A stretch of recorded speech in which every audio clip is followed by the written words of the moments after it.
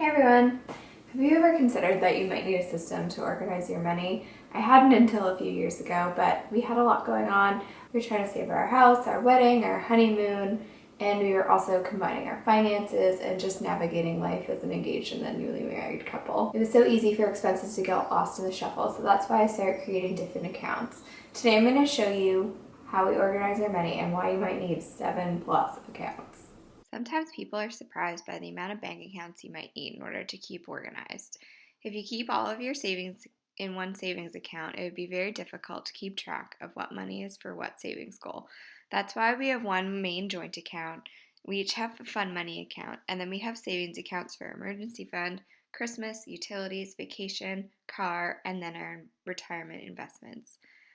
This might seem like a lot of accounts, but it makes it easier to check in on our money at a glance. Most online banking will let you give accounts nicknames so that you know what each account is for.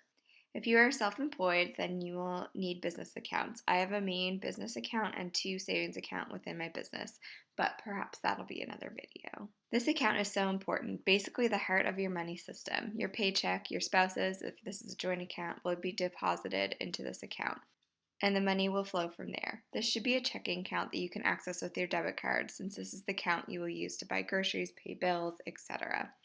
If you are married, then I highly recommend having a joint account. That way you can both work together to manage your money. You should have this account if you are married or not. We each get an allowance to spend how we like. The amount that you give yourself is up to you, as long as it stays within your overall budget. Once a month, the money automatically transfers over, and I can access this account on my debit card.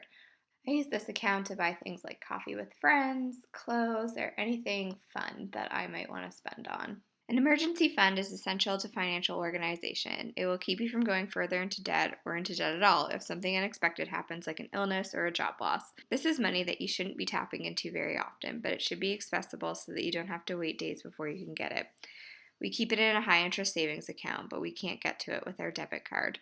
When you are paying off debt, you should have about $1,000 to $2,000 in your emergency fund, and after you're debt free, you may want to consider having 3 to 6 months of living expenses saved for peace of mind. Sinking funds are like savings accounts for expenses that you know are coming.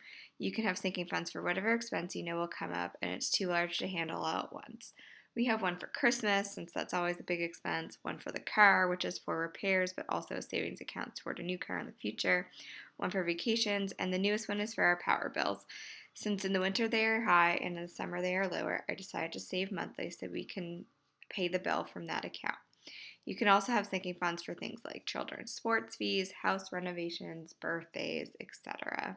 This one isn't really a bank account exactly, but it's still important. We have money transfer into our retirement account every 2 weeks. In Canada, you have 2 options: RRSP, Registered Retirement Savings Plan, or TFSA, the tax-free savings account.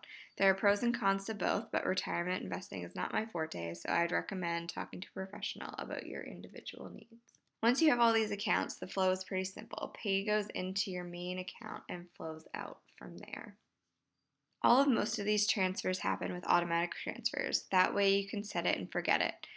You set them up in your online banking, and you can set them up to happen on a certain day of the month, weekly, bi-weekly, or monthly. I have a lot of mine set up on payday so that we don't spend our money before we save, which brings me to paying yourself first is making sure you contribute to your savings goals before you spend money on other things. If you pay yourself first, then you know you have covered your bases for the month, and then you can spend what's left over. I've read that 1/3 of Canadians aren't saving for retirement. Don't let that be you anymore. It's great to have all these accounts, but they don't really work unless you budget. You have to know how much you're able to transfer into each account. We use the zero-based budgeting method, which means every dollar you earn is given a job, like paying bills, paying off debt, or going into a savings account for later. I have another video all about zero-based budgeting, so I'll link that for you below. I wanted to make something that would make budgeting and getting organized easier for everyone, so I created this budget binder that outlines our systems exactly. It includes how to make a budget, how to make savings goals, worksheets for debt repayment, and how to track your net worth.